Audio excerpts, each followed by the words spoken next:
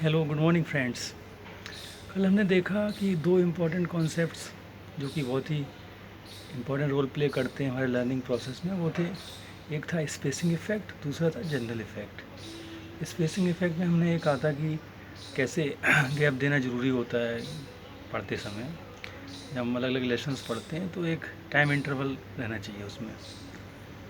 दूसरा था वो जनरल इफ़ेक्ट, जिसमें कि हम चैप्टर का ओवरव्यू लेते हैं, पहले हेडिंग्स देखते हैं, सब हेडिंग्स देखते हैं, फिर क्वेश्चंस देखते हैं, फिर हम उसके बाद चैप्टर पढ़ते हैं।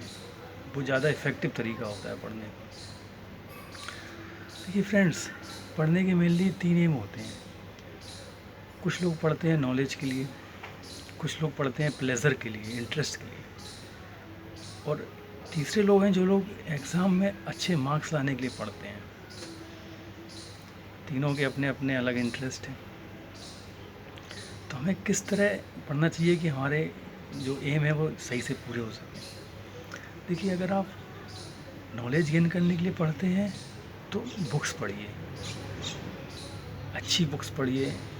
अगर आपको बहुत अच्छा कॉन्सेप्ट समझना है तो फॉरेन राइटर्स की बुक पढ़ सकते हैं आप। और आपको अगर इंडियन कॉन्टेक्स्ट की न्यूज़ लेनी है तो इंडियन राइटर्स की किताबें पढ़िए, तो वो आपके नॉलेज एनहेंसमेंट में काम करेगा। अगर आप प्लेजर के लिए पढ़ते हैं, then you can read novels और एंटरटेनिंग जो न्यूज़ होती है। जैसे टाइम्स ऑफ इंडिया में एक वो आता है आपका सिटी एडिशन, वो पढ़ सकते हैं।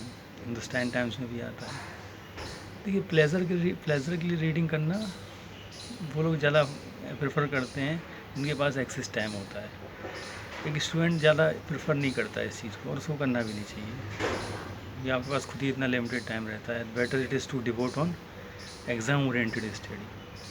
तीसरी जो बहुत मेन कैटेगरी है वो है एग्ज़ाम ओरिएंटेड पढ़ने वालों।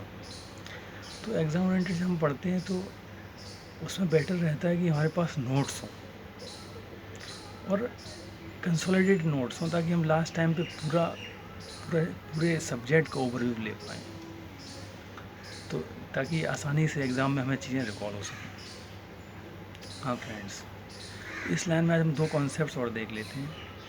तीसरा जो कॉन्सेप्ट है हमारा, जो पिछले दो के बाद, ये है start start slow, catch on letter.